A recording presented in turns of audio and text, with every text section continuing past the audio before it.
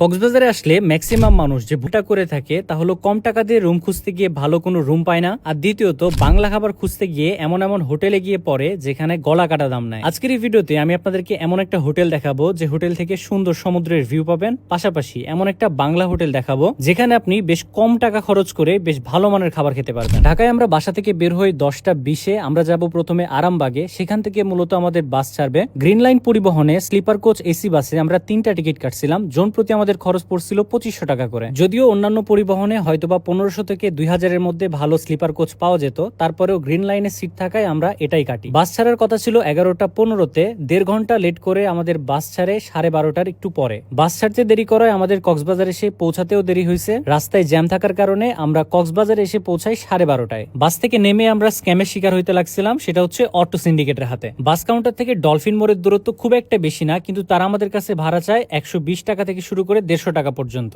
অথচ পরবর্তীতে আমরা একটা রিক্সায় করে মাত্র 50 টাকা দিয়ে ডলফিন মোড় পর্যন্ত যাই। তারপর সেখান থেকে 20 টাকা ভাড়া দিয়ে আমরা চলে আসি হোটেল সুইট সাদাবে। হোটেলটা কলাতলি মোড়ে অবস্থিত এবং হোটেল থেকে ডলফিন মোড়ের দূরত্ব খুব একটা বেশি না, মাত্র 20 টাকা বা আপনি হেঁটেই চলে যেতে পারবেন এখানে। হোটেলে ঢুকার পরে আমরা ওয়েট করি, তারপরে আমাদেরকে ওয়েলকাম করে, ওয়েলকাম ড্রিঙ্কস দেয়। এরপরে আমাদের মালসামানাগুলো নিয়ে আমাদেরকে রুম বুঝাই দেওয়া হয়। আমরা যে রুমটা নিছিলাম সেটা হচ্ছে ফ্যামিলি সুইট। এই রুমের ভাড়া 12,000 টাকা, আফটার ডিসকাউন্ট এটার ভাড়া আসে মাত্র 7,000 টাকা। আপনারাও চাইলে এই ডিসকাউন্টে এমন রুম ভাড়া নিতে পারবেন। এই ফ্যামিলি সুইটে 2টা কাপল রুম ছিল, আপনারা চাইলে ফ্যামিলি নিয়েও আসতে পারবেন অথবা সিঙ্গেল 2টা কাপল আসতে পারবেন। রুম থেকে খুব সুন্দর একটা বিচ ভিউ পাওয়া যাচ্ছিল, যেটা দেখতে খুবই ভালো লাগছিল এবং রাতের বেলা তো আরো সুন্দর দৃশ্য। নিচে সুইমিং পুল আছে, সকালে ব্রেকফাস্ট আছে এই প্যাকেজের সাথে, সো এভরিথিং আছে। সারা রাত আমরা না খেয়েছিলাম, সকালেও ব্রেকফাস্ট করা হয় নাই, নামছি দুপুর বেলাতে, প্রচন্ড ক্ষুধা লাগছে। গোসল টোসল করে ফ্রেশ হয়ে হোটেল থেকে বের হয়ে একটা রিক্সা নিয়ে আমরা সোজা চলে আসি মেজান ডাইনে। কক্সবাজারে আপনি বিভিন্ন বাংলা হোটেলে খাবার খাবেন, একদম গলা কাটা দাম নিবে। আমার কাছে মনে হয় এই জায়গাটাতে একটু রিজনেবল প্রাইসে খাবার খাওয়া যায়। তবে কক্সবাজারে একটা বিষয় সত্যি, যে কোনো জিনিসে আপনি নেন না কেন বা খান না কেন, প্রত্যেকটা জিনিসেরই দাম একদম চওড়া। মানে এরা একবার যদি বুঝে যে আপনি এখানকার লোকাল না, তাইলে আপনার গলা কেটে দাম নিবে একদম। আমরা নিছিলাম মেজবানি প্যাকেজ, যেটার দাম ছিল 400 টাকা জন প্রতি। এইটাতে অনেকগুলো আইটেম ছিল, মেজবানি ডাল, মেজবানি গরুর মাংস,